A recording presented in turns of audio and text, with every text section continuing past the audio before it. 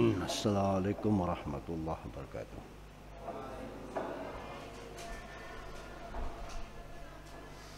Bismillahirrahmanirrahim. Alhamdulillahirabbil alamin. Wassalatu wassalamu ala asyrafil anbiya wal mursalin Sayyidina Maulana Muhammadin khadimi wa ala alihi wa sahbihi wa ajma'in. Allahumma alhimna ilman nafqahu wa marqna yak warzuqna fahman na'lamu bi kaifa naji ya arhamar rahimin. Allahumma arzuqna fahman nabiyyin hadzal mursalin ilhamal malaikatil muqarrabin birahmatika ya arhamar rahimin. Allahumma akrimna bi nuril fahm wa akhrijna min dhulmatil wahm waftah lana baba rahmatik wansur alaina hikmataka ya arhamar rahimin. Amma ba'du, fa inna khairal hadis kitabullah khaldi hadi Muhammadin sallallahu alaihi wasallam wa syarrul umur muhdatsatuha kullu muhdatsatin bid'ah kullu bid'atin dhalalah wa kullu dhalalat finnar. Wa bisanad al-muttasil hafiz Jalaluddin As-Suyuti rahmal mu'ti wa nafa'ana bihi wa bi ulumi wa adaw alaina min barakatihi wa asrarihi bi khair min fid darin amin.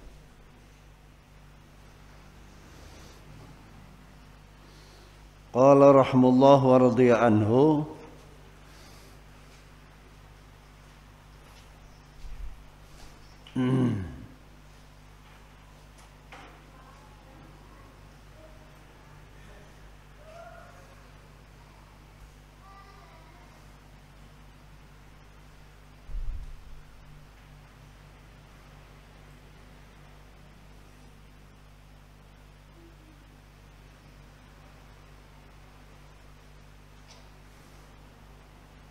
Qala rahimahullah radiya anhu aksarun nasi safqatan.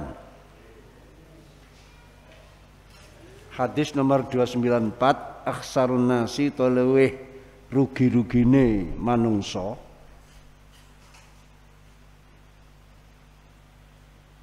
Aksarun nasi utawi luweh rugi-rugine manungsa, luweh tunoi manungsa. Apane safqatan akate? Apane safqatan akate? Dicontohno semacam jual beli. Safqa iku maknane akad. Sangka safaqah, safaqah iku tepuk tangan asale.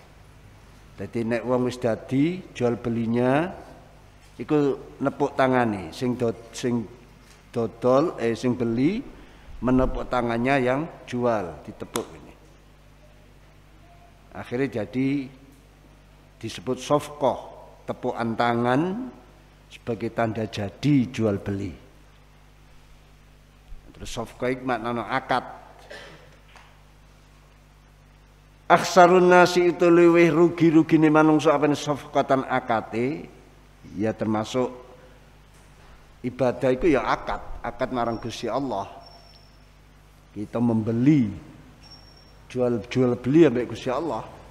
Allah akan membayar ya, salat kita, ngaji kita. Jadi amal iki kabeh akad. Lagi yang dimaksud safqah di sini amal kita, ibadah kita. Aksarun nasi utai luwih rugi-rugine manungsa apane safqatan akate amale besok dina kiamat. Iku rajulun wong ghalibe wong lanang. Wong wedok iya masuk. Rajulun wong yang dimaksud rajul yakni mukallaf. Ya, baik lanang maupun perempuan. Yang dimaksud rajul gini. Iki takbir taglib jenenge. Ghalibi. Iku rajulun wong akhlaq kang ngrusakaken sapa rajul utawa kang mayahaken sapa rajul. Akhlaq kang ngrusakaken sapa rajul utawa mayahaken sapa rajul yadaihi ing tangan lorone rajul. Maksudnya badannya dibuat payah, dibuat rusak Nah, biasanya orang melakukan perbuatan itu yang lebih banyak diwakili oleh kedua tangan. Yang lebih banyak diwakili, maka ini didawono yadaihi. Yang dimaksud badanahu. Akhlaq kang rusak sapa rajul utawa kang mayaken sapa rajul yadaihi ing tangan loro rajul yakni badannya payah bahkan ringkih fi amali ing dalem nekani angen-angene rajul fi amali ing dalem nekai fi bulughi amalihi ing dalem nekani pira-pira cita-citai rajul walam tusaid lan ora bantu hu ing rajul walam tusaid lan ora bantu ing rajul apal ayamu pira-pira dinane utawa waktunya tidak menguntungkan, berjuang mati-matian tapi dia rugi terus, hari waktu yang dilakukan tidak beruntung, dia tidak beruntung dengan waktunya, tidak beruntung dengan harinya. Ala umniyati ingatasi cita-citai rajul, ala umniyati ingatasi nyampe cita-citai rajul, tidak meraih cita-citanya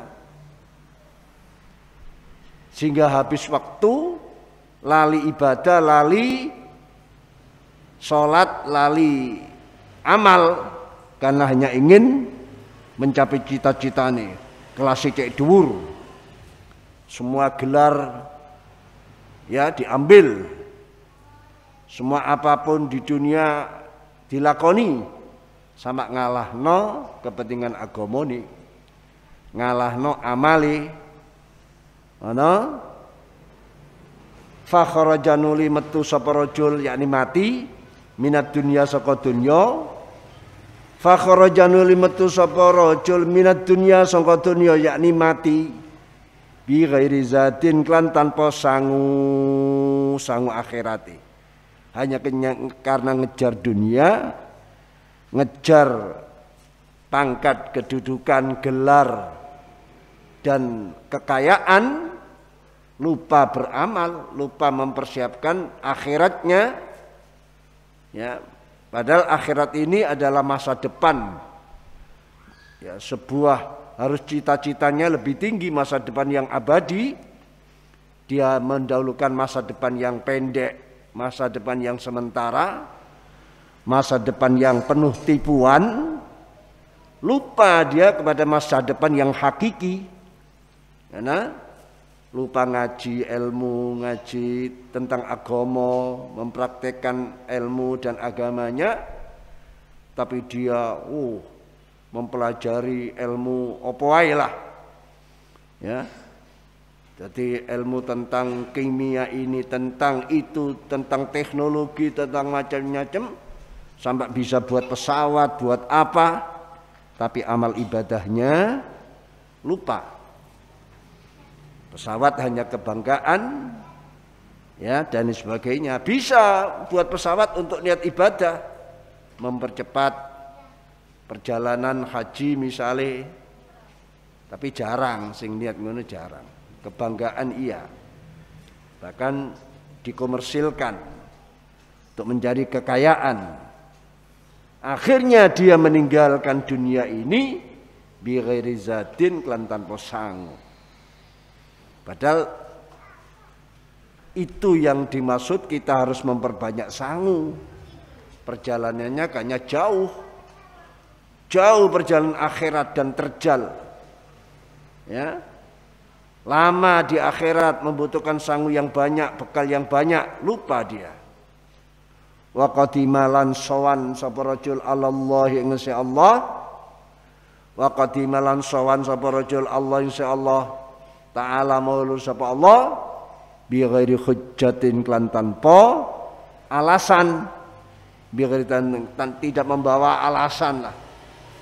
Dia menghadap pada Allah tanpa membawa bukti, membawa alasan kenapa agamanya kok kesingsal-singsal. Ya, kenapa agamanya kok ditinggalkan, hanya diberi porsi yang kecil. Kenapa memberi porsi yang besar untuk urusan dunia? Padahal dunia itu penuh tipuan. Dunia itu hanya untuk kebanggaan yang sementara, sekejap, setelah itu akan disalib, digantikan dengan kebanggaan-kebanggaan lain, bahkan dengan orang lain, dan terus begitu, tidak ada kepuasan. Kenapa ini kok didahulukan, kok tidak mendahulukan hal-hal yang untuk sowan ke hadapan Allah, ke hadratillah? Tidak ada alasan sudah. Rabi bin Najjar fi tarikh, dalam kitab Tarikh Ibnu Najjar, an Amir bin Rabi'ah, sangka Amir bin Rabi'ah,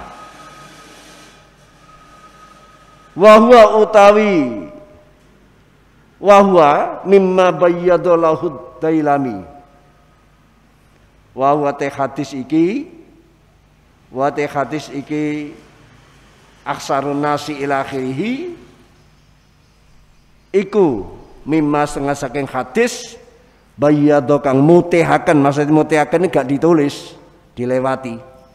Bayyadha kang mutihaken lahu maring ma sahabat Dailami.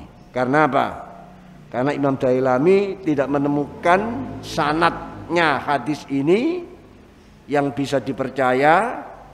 Pokoknya belum mantep lah Imam Dailami ini tentang hadis ini, akhirnya ditinggal, diloncati lah, jadi putih ngono, jadi mama kertas ngono, gak ana tulisane.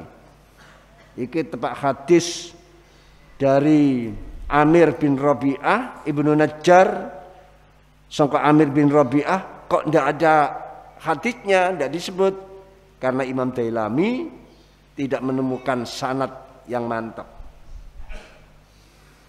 Imam Dailami meriwayatkan hadis ini tapi dilompati, ngono lho. Dilompati.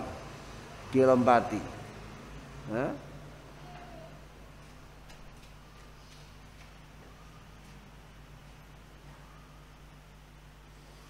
Jadi hadis ini hadis yang menurut Imam Dailami tidak bisa dipakai karena sanadnya tidak ditemukan, tapi isinya benar. Isinya benar. Menerangkan orang yang paling rugi terbesar kerugiannya nanti pada hari kiamat adalah orang laki maupun perempuan yang telah menghabiskan tenaganya, energinya, usianya, ya, kesempatannya hanya untuk meraih cita-citanya, sehingga dia kehilangan kesempatan untuk mengisi kepentingan akhiratnya. Ini yang dimaksud walam tusaidhu, ya, al-ayyam, hari-harinya tidak membantu untuk beramal, ya, karena wis nggedu donya, nggedu pangkat, nggedu kedudukan, nggedu kekayaan, nggedu gebyare donya, lupa dia tidak mempersiapkan diri untuk masa depan panjangnya. Akhirnya dia mati tidak membawa bekal sama sekali, atau minim sekali bekalnya, gak nyucuk, ya. Akhirnya dia sowan ke hadirat Allah tanpa membawa alasan, yakni amal yang bisa diterima oleh Allah. Ini sama dengan dawuh-dawuh para ulama salaf, inna amaniyal maghfirah qad la'ibat bi aqwamin, ya, qad la'ibat bi aqwamin hatta kharju minad dunya mafalis. Termasuk Imam Al-Basri menyatakan inna amaniyal maghfirah, melamun cita-cita yang tinggi untuk meraih dunia, dan mendapatkan pengampunan. Karena saya hidup di dunia, saya harus kerja. Harus meraih gelar ini, gelar itu, gelar ini, gelar itu. Ada gelar saya raih. Biar saya begini, biar saya begitu. Nantinya, masa depan, masa tuanya biar enak. Masa tuanya biar mulia, katanya.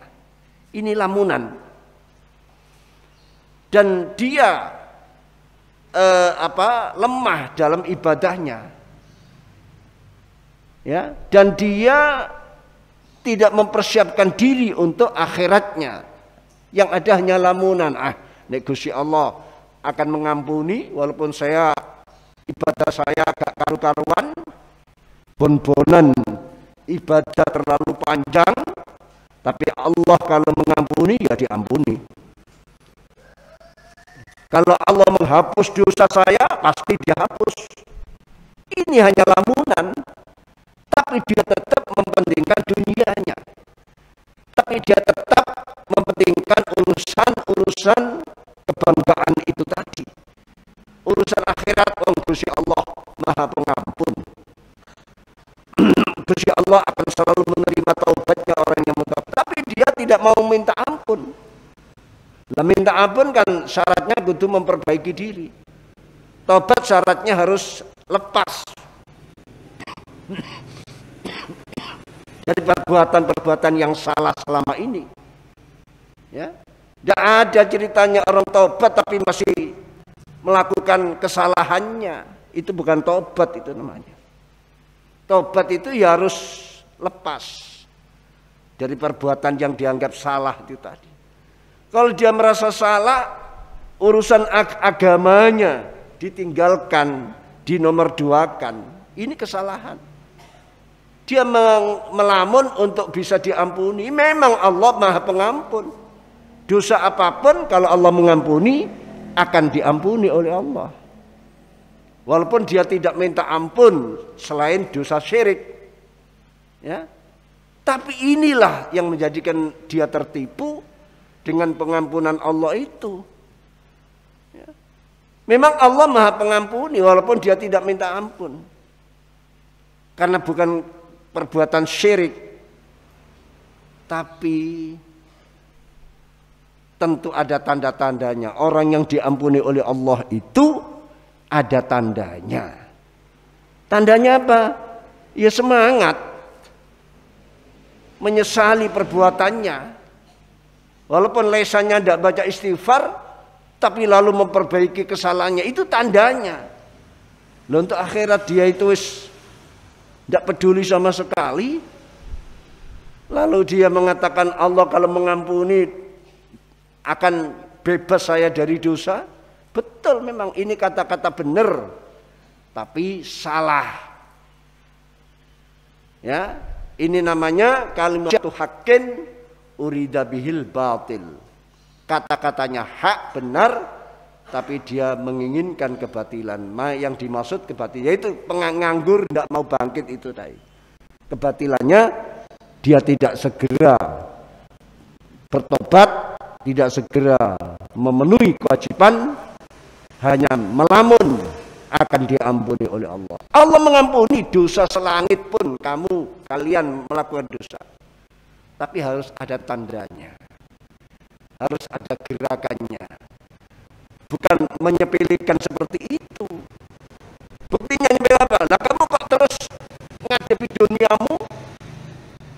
Kamu kok terus tamak seperti itu? Kamu kok terus mengumpulkan kekayaan seperti itu? Lupa pada akhiratmu. Nah, ini artinya banyak ya, kalau segi makna benar. Walaupun hadisnya ini sanadnya belum ditemukan oleh Imam Dailami sehingga diloncati atau dikosongkan.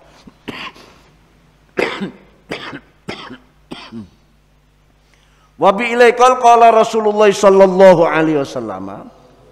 Jami'us Saghir itu kitab segalanya ada. Mau cari apa? Fikih ada, tauhid ada.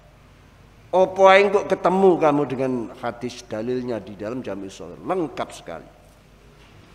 Dalilnya apa saja ada di dalam kitab maka dinamakan Jami'us Shaghir, kitab yang mengumpulkan segalanya yang berdasarkan hadis, cuma tipenya, profilnya lebih kecil. Kecil pun hadisnya puluhan ribu isinya. Kalau yang profil yang lebih besar, ya Al-Jami'ul Kabir, yang jilidnya puluhan jilid itu. Itu juga karangan Imam Suyuti. Wabilaikol aksama khositu ala ummati, aksa utai kang luwih ngawatiraken perkara, aksa ngwatirkan ingsun ma ing perkara khositu, aksa ngwatiraken ingsun ma ing perkara khositu kang ngwatiraken ingsun ala ummati ing umat ingsun, perkara yang aku lebih khawatirkan pada umatku. Atau aksa luwih ngwatiraken ne perkara aksama, lafal aksa mudhaf pada ma, aksama utawi ngwatiraken perkara gitu. Ini saja. Aksama utawi luwih ngwatiraken perkara khositu kang kuwatir ingsun ala umat ing umat ingsun, iku kibarul batni, gedene weteng, jemblung. Kibarul batni iku jemblunge weteng. Weteng jemblung. Ya, ngerti weteng jemblung? Ini bisa hakikatnya jemblunge weteng, bisa kinayah. Kalau hakikat ya wetenge jemblung, berarti di dalamnya banyak makanan itu, macam-macam. Dromos, nyonyo, ya, bal kedubal, bakadal, basandal, sing penting keuntal. Atau kinayah orang yang dromos, orang yang segalanya disikat, opoy disikat. Pokoknya orang tamak lah, opoy diambil, walaupun tidak masuk perut. Lagi kinayah orang yang seperti orang yang wetengi jemblung. Jadi dua-duanya benar. Dimaknai jemblungi weteng, orang yang perutnya besar, perutnya kan kebanyakan makan nih ya. Ono kene sing jemblung wetenge. Endi? Mana yang jemblung? Kaken mangan itu ya. Kaken badok. Jadi bisa diartikan hakikat betul-betul perut yang besar, ada juga diartikan kinayahnya. Kinayah karena terlalu menghadapi dunia ini terlalu rakus pada dunia, memperbanyak urusan dunia. Nah inilah digambarkan seperti orang yang perutnya besar. Orang perutnya besar itu orang yang tidak pernah merasa kenyang, makan terus akhirnya besar. Ya, jadi kayak orang hamil 9 wulan ya, melaku mekeh ya, itu kibarul batni, gede wetenge, wa mudawamatu naumilan, ngelanggengaken turu, kakean turu. Jadi kalau arti hakikat ya ini diperkuat dengan kata mudawatul maut. Turu wis masya Allah, turune amblek, ya, tidak bangun-bangun. Wa mudawamatun namilan ngelanggengaken turu, wal kasalilan males, ngelanggengaken males. Wa dhafil yakini lan apes keyakinane, wa dhafil yakini lan apes keyakinane, rawu qafta fil afrad dan kitab afrad, ya, an Jabir sangka Imam sahabat Jabir, an Jabir sangka sahabat Jabir, an Jabir sangka sahabat Jabir, an Jabir sangka sahabat Jabir. Jadi Imam Darqutni qafta itu Imam Darqutni fil afrad dalam kitab afrad. Aku lebih mengkhawatirkan pada umatku. Umatnya Kanjeng Nabi yang lebih dikhawatirkan. Apa? Besar perutnya, karena tamak, karena rakus, karena terlalu memandang dunia ini semua harus diambil, ya, itu kinayahnya. Atau makan segalanya apa saja dimakan, ya. Dan dia menjadi hambanya tidur, Abdul Qafa, mendapat gelar Abdul Qafa, kaulane jitok. Kenapa? Karena nek ketok bantal wis langsung. Orang ini tidak boleh kelihatan bantal, tidak boleh kelihatan kasur. Ya. Kalau lihat bantal kasur wah sudah jungkel dek nih. Ya. Jadi Abdul Qafa dan pemalas. Ya, pemalas, tidak bergerak sama sekali, tidak bangkit sama sekali, tidak pernah memikirkan hal-hal yang besar. Padahal dia diciptakan oleh Allah di dunia ini untuk menggarap hal-hal yang besar. Kamu diciptakan untuk apa? Untuk memerankan sebagai khalifatullah fil ardi, untuk memakmurkan bumi ini, ya. Alladzi ansha'akum minal ard wasta'markum fiha. Allah zat yang menciptakan kalian dari bumi, wasta'markum fiha, dan memerintahkan untuk memakmurkan bumi ini. Lah kok tidur terus? Lah kok tidak pernah bangkit, tidak pernah mikir, tidak pernah nggarap sesuatu, tidak pernah menghadapi tantangan. Manusia itu harus berani menghadapi tantangan. Dia kalau ada tantangan tambah seneng, ada ujian tambah semangat. Ojo terus cari apa kesempatan untuk istirahat, untuk ambil kesenangan, untuk apa? Justru terus bangkit, mencari tantangan bila perlu, mencari ujian-ujian. Karena dia memang dijadikan untuk menghadapi segala tantangan.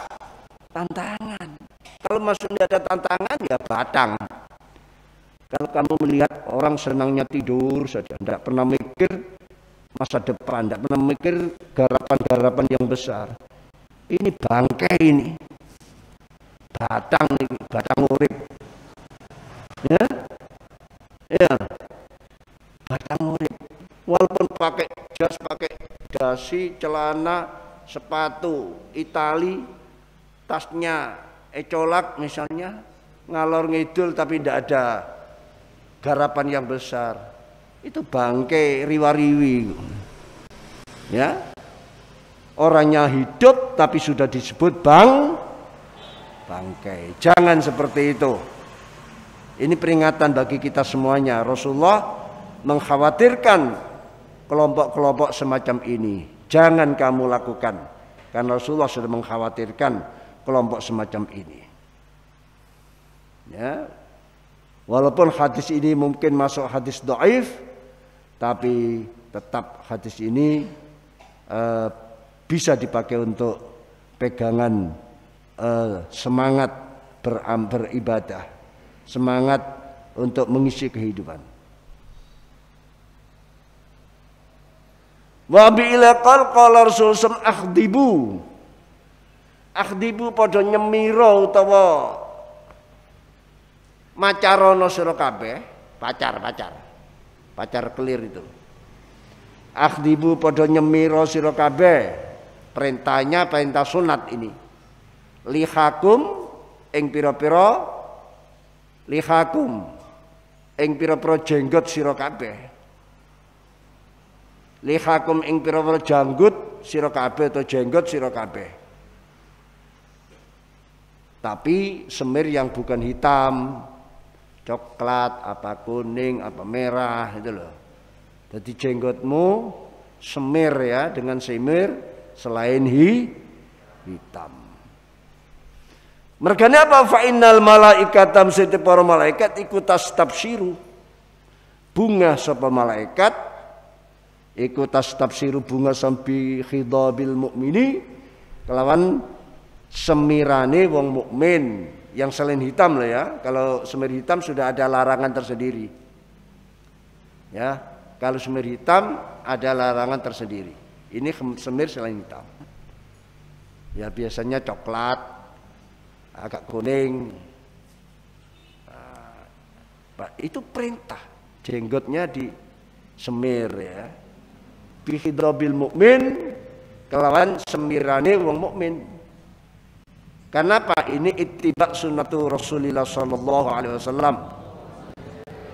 Dan untuk berbeda dengan ahlul kitab. Jangan sampai menyamai ahlul kitab. Ahlul kitab tidak mau semir. Maunya semir hitam. Kalau semir kuning coklat tidak mau. Itu dulu. Kalau sekarang semir coklat, semir hijau, semir ini sudah jadi mode. Sudah jadi model untuk anak-anak.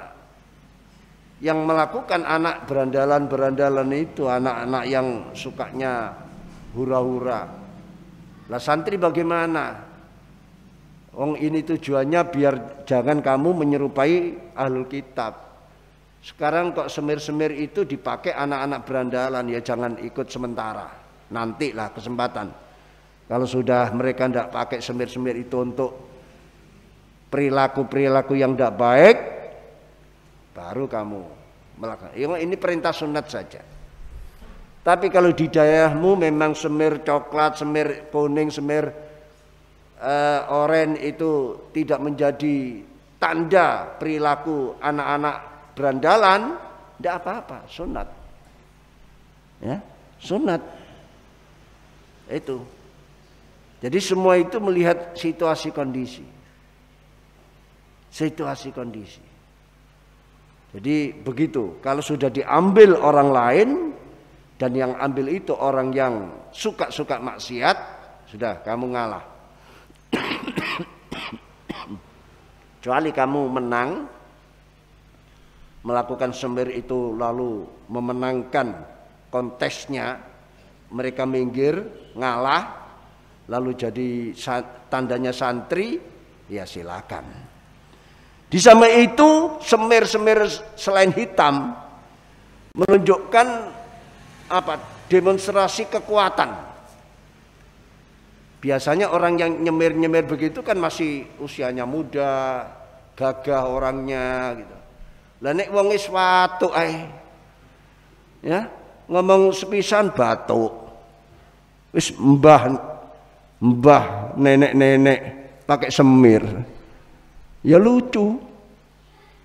Ya, kucing-kucing sama ketawa itu lihat. Mbah wis bau tanah mbah kok pakai semir.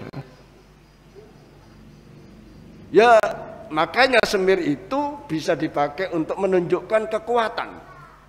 Demonstrasi kekuatan. Agar lawan-lawan menjadi gentar. Lawannya melihat, oh masih semiran mereka. Wah berarti ini pemuda-pemuda yang gagah-gagah ini. Pemuda yang berotot, yang kuat. Lah nek sing semiran wong mengkempis. Ya, ngomong sepisan sudah batuknya 17. Ya, ndak hasil itu. Ya, ini untuk menggugah semangat, ya. Untuk menggugah semangat. Inilah tujuan-tujuan. Karena semir selain hitam tidak dikenal oleh orang-orang lain waktu itu.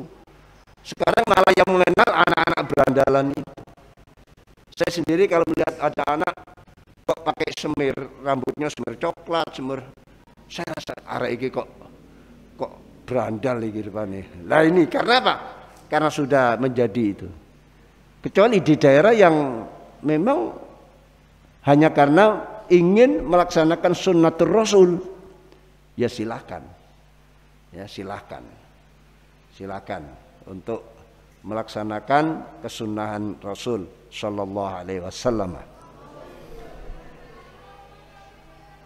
Rawahu Aindal Ibnu Adi ya, Ani bin Abbasin saking sahabat Abdullah bin, isnadnya hadis dhaif, Hadis ini isnadnya dhaif. Begitu juga Imam Tabarani dalam kitab Ausat meriwayatkan hadis ini. Ya, hadis ini. Wa bilaikal qala Rasulullah sallallahu alaihi wasallam ikhfadi wala tanhiki. Ikhfadi ini dawuh kepada Ummu Atiyah.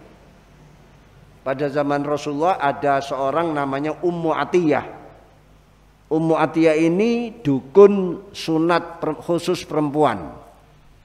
Dukun sunat perempuan namanya Ummu Atiyah. Lah Ummu Atiyah ini diberi pesan oleh Rasulullah, ikhfadi. Ummu Atiyah ikhfadi, nyunato aja dintekno. Maksudnya perintah kalau kamu menkhitan anak atau bayi perempuan, jangan dihabiskan nyunatnya ini. Ya, sedengan saja. Ikhfadi nyunato sira Ummu Atiyah wala tanhiki lan aja banget-bangetaken sira. Ya ini. Wala tanhaki lan aja banget-bangetaken sira. Fa innahu mongko se ikhfadi wala tanhaki iku andoru luwih nyemengeraken semengrengah luwih nyemerengaken luwih wajah ini lebih kelihatan semengerengah. Suami akan melihat istri yang wajahnya semengerengah. Iku andoru luwih cerah. Nah ya. Iku andoru luwih cerah lil waji maring wajah. Wa akhdhalan luwih siap. Wa akhdhalan luwih siap inda zaujiha ana inda zaud ana ngersane bojo lanange. Ana ngersane bojo lanange rotok bakaf anid Dhahak bin Qais al-Fihri.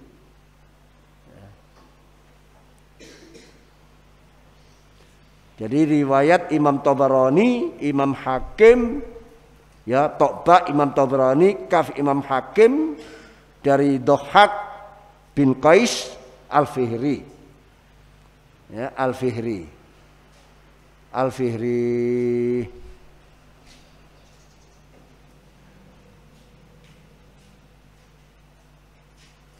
Juga Imam Abu Nu'aim juga meriwayatkan hadis ini. Artinya begini, para dukun-dukun khitan khusus perempuan, jadi ini ajaran Islam loh ya, khitan perempuan.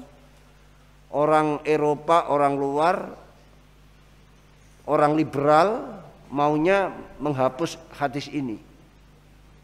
Dianggap ini sebuah tindak kriminal. Menkhitan perempuan itu dianggap tindak kriminal, harus dilarang. Ini orang-orang luar. Makanya orang-orang Eropa, orang-orang yang tidak menkhitan anaknya perempuan, lebih banyak mereka melakukan perbuatan perselingkuhan. Karena khitan perempuan itu untuk menyeimbangkan syahwat perempuan. Kalau tidak dikhitan tidak seimbang. Kalau seimbang, akhirnya itu tadi banyak melakukan perselingkuhan, pelacuran dan lain sebagainya. Nah, jadi khitan ini menyeimbangkan. Makanya Rasulullah menyatakan walatan haki, jangan kau habisi, ojo dintekno, biar seimbang. Kalau dintekno, wanita ini tidak ada gairah pada suami, habis. Ya, kalau khitannya kenemenen, wanita itu kehabisan gairah. Kalau tidak dikhitan, wanita itu berlebih, jadi diseimbangkan dengan dawin. Nah ini bukti hadis ini merupakan khitan perempuan itu merupakan kemuliaan bagi wanita dan bagian daripada ajaran Islam. Wa bi ilqal akhlis dinak Wallahu a'lam bishawab. Subhanakallah bihamdika asyhadu an la ilaha illa anta wa atubu ilaik. Subhanakallah bihamdika asyhadu an la ilaha illa anta astaghfiruka wa atubu ilaik. Subhanakallah bihamdika asyhadu an la ilaha illa anta astaghfiruka wa atubu ilaik. Subhana rabbika rabbil izzati amma yasifun. Assalamun alal mursalin. Alhamdulillahi rabbil alamin. Ya Rabbana i'tarafna bi annana i'tarafna annana asrafna ala ladha ashrafna fatub تغسل لكل حوبة واستر لنا العورات وآمن الروعات واغفر لوالدينا